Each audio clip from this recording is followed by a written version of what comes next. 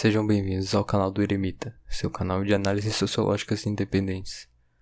No vídeo de hoje eu gostaria de iniciar uma série de vídeos tratando de um assunto que eu considero bastante pertinente no que diz respeito às discussões de futuro que temos. Em específico, essa é uma teoria geral sobre uma possibilidade de curso de ações a ser tomado em caso de contínua piora da estrutura social. Nesse vídeo introdutório eu gostaria de apresentar aqui os princípios dessa teoria, no que se baseia e qual a solução que propõe para os problemas enfrentados pelo homem moderno. Como vocês sabem, e isso é observável tanto pela realidade tácita quanto pelos estudos da história ou da demografia do nosso país, ou até mesmo do mundo todo, as populações humanas passaram por um período de grande urbanização nos anos recentes. No Brasil, podemos observar esse fenômeno na memória recente. Provavelmente a maioria de vocês, a família saiu do campo para ir morar na cidade tem 1, 2 ou 3 gerações. Esse grande movimento de massas foi chamado de êxodo rural no Brasil, pois constituiu da migração de grande número de camponeses ou de trabalhadores de fazendas que viviam da subsistência para morar nas cidades. Na época, a decisão fazia bastante sentido. Quando se estuda a economia, conhecemos a chamada espiral virtuosa do crescimento.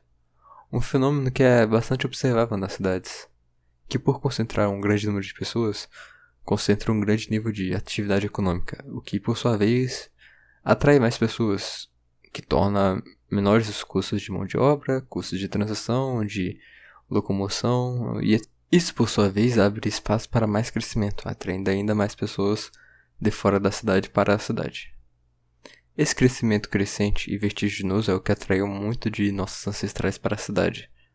Tanto no Brasil como no mundo, atraíram grande parte dos trabalhadores rurais para a cidade em busca de melhores condições de vida, ou pelo menos pela promessa. De fato, na segunda metade do século XX, as economias do mundo cresceram bastante na recuperação da Segunda Guerra Mundial.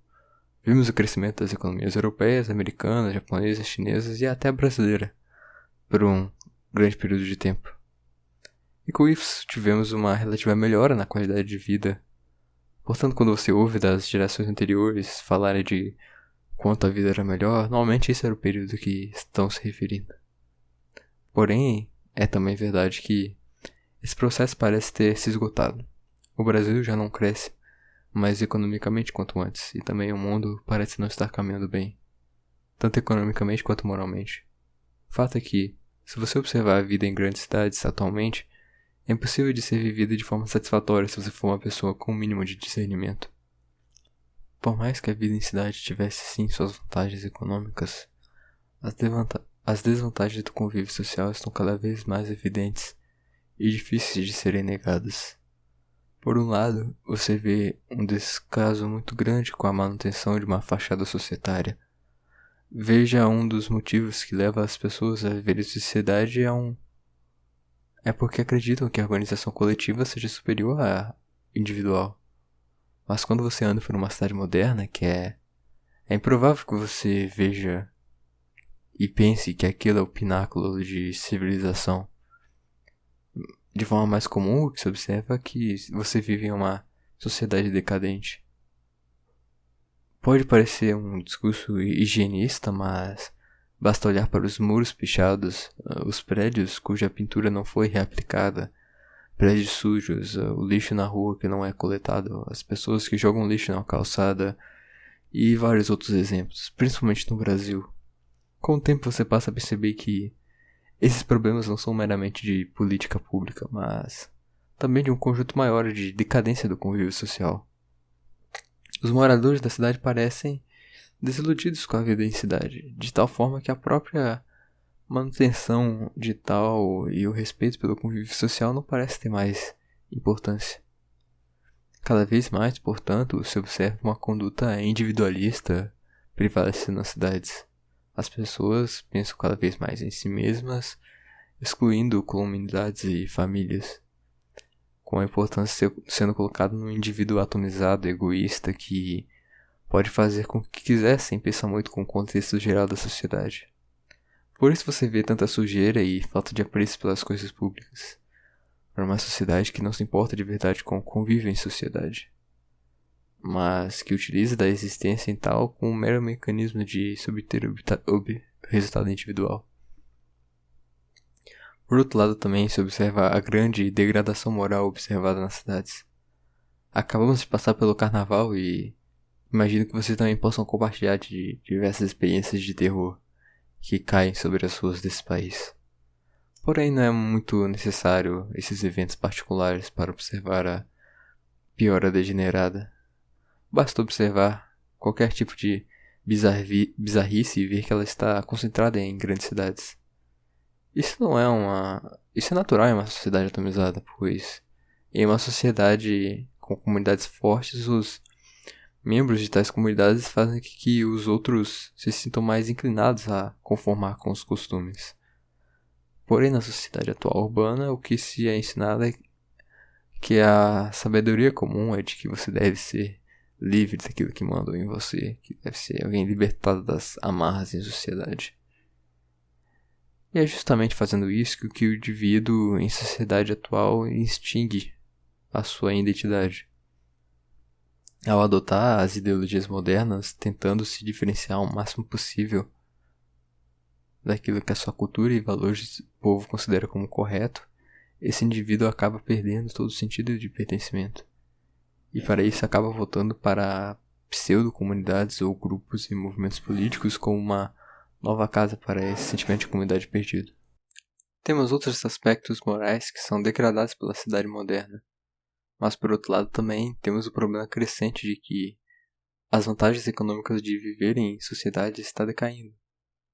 Qualquer um que observa o valor pago em aluguéis sabe o que conseguir morar em um lugar decente com um aluguel barato é praticamente impossível. Comprar imóvel, por outro lado, é praticamente um conceito inexistente, principalmente para a geração que está entrando em um mercado de trabalho agora.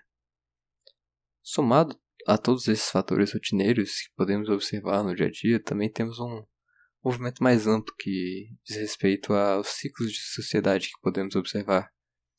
Quem assistiu o vídeo sobre ciclos de organização social sabe o que eu estou falando. Estamos entrando em uma era de grande turbulência na organização política internacional. O futuro se mostra incerto e com isso a vida em cidade entra em risco. A organização em cidade é bastante frágil. Cidades são sustentadas por cadeias de suprimentos bastante estritas. Basta 1 ou 2 semanas sem energia elétrica, por exemplo, que uma cidade já entra em praticamente estado de anarquia. Você pode observar o que acontece nesses casos com o que acontece, por exemplo, com o que aconteceu no estado do Espírito Santo e no Ceará, quando eles ficaram sem polícia. Esses estados de crise parecem um cenário apocalíptico, mas quem acompanha e observa o cenário econômico e global de perto entende que esse alarmismo não tem nada de precipitado. A cidade é um grande risco para a organização social, pois está sustentada nesse pacto social bastante tênue.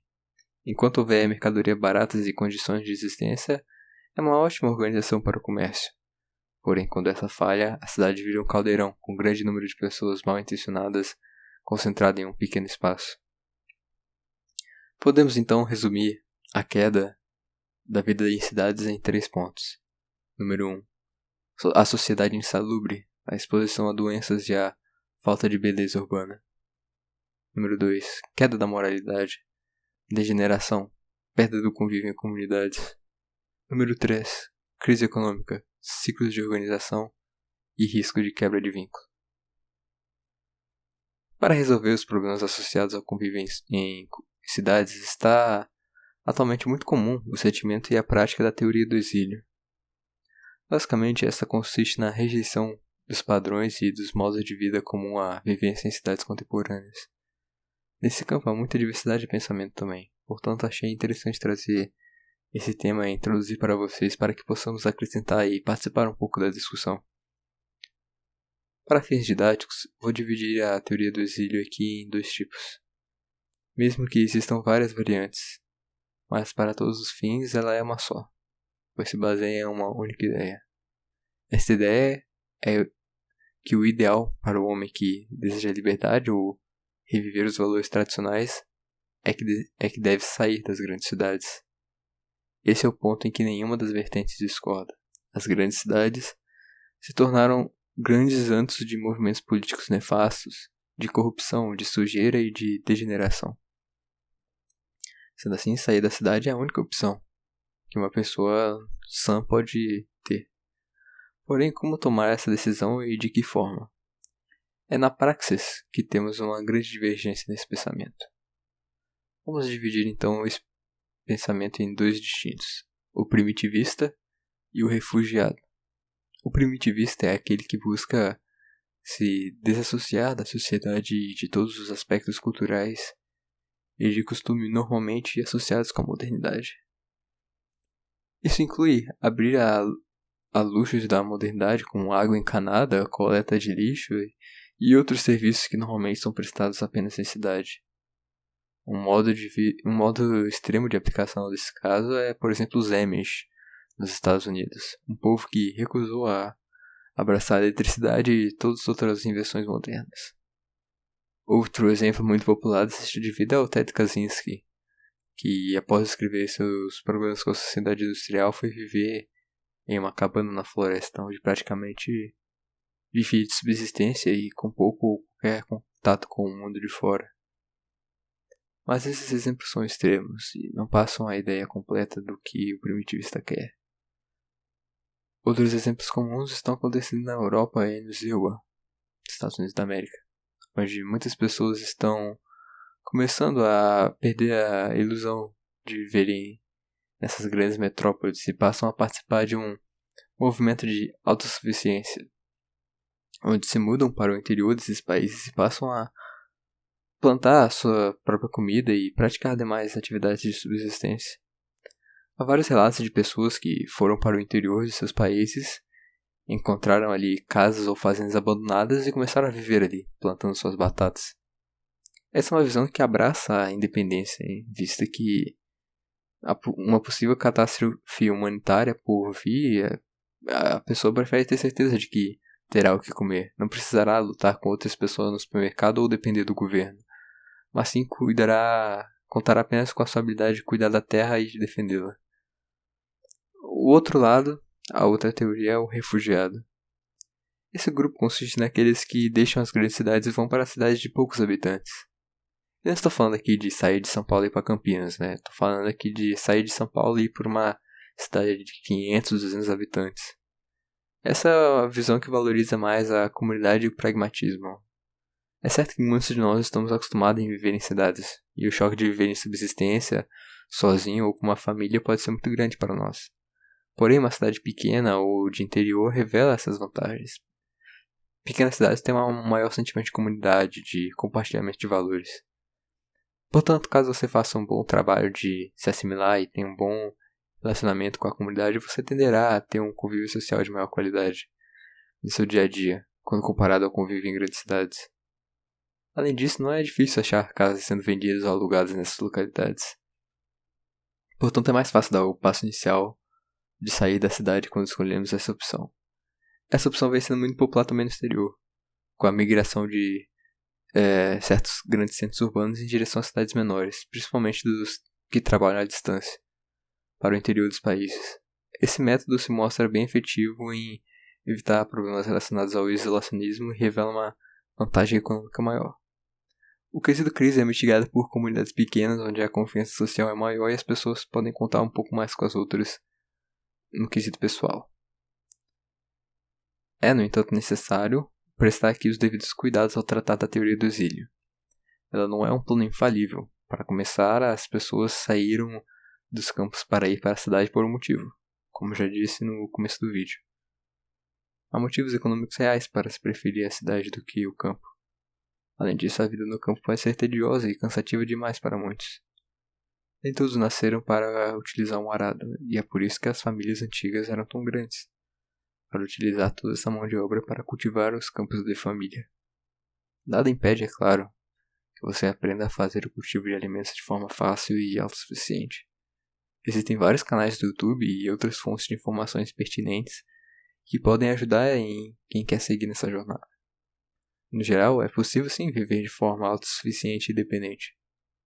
Porém, é necessário preparo, tanto mental quanto físico, para essa jornada. Então, por favor, não tente viver sozinho no campo se você não consegue capinar por 2 horas, é claro. Outra limitação extremamente importante é o dinheiro. No geral, é recomendado que você guarde uma quantidade de dinheiro antes de fazer essa mudança. Isso é porque se você realmente for viver das suas suficiências, provavelmente você vai fazer pouco ou nenhum dinheiro dessas plantações quando comparado ao salário de um escravo urbano. A não ser que você vá trabalhar remotamente. Nesse caso, é bom você ter contatos com empresas que fazem instalações de internet em localidades remotas ou ir se preparando para o custo de um Starlink ou internet a satélite. O custo para se comprar uma casa ou terreno é um grande proibitivo desse movimento, assim como a garantia para um sustento futuro. Além, é claro, de uma margem para a sobrevivência, de equipamentos, comida, água, armas, etc. Se vocês quiserem, eu posso fazer um vídeo nessa série sobre os custos incorridos na aplicação da teoria do exílio. Se vocês colocarem na ponta do lápis, dá para se planejar exatamente para dar início ao seu plano. Uma coisa importante para se notar é que se você já se interessou ou já se interessa por movimentos desse tipo, você já deveria estar se preparando para isso agora.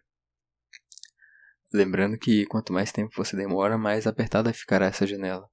Mais pessoas começarão a perceber esse fenômeno e a concorrência por pequenos espaços vai ficar grande. Bom, essa é uma discussão bem introdutória sobre a teoria do exílio e tem muitos assuntos diferentes para serem tratados. Assim, eu encorajo vocês a deixarem suas dúvidas e comentários aí para que possamos discutir futuramente aqui no canal e na comunidade em geral. Bom, por esse vídeo vai ser isso, pessoal. Espero que vocês tenham gostado e deixem seu like e se inscrevam. Até a próxima.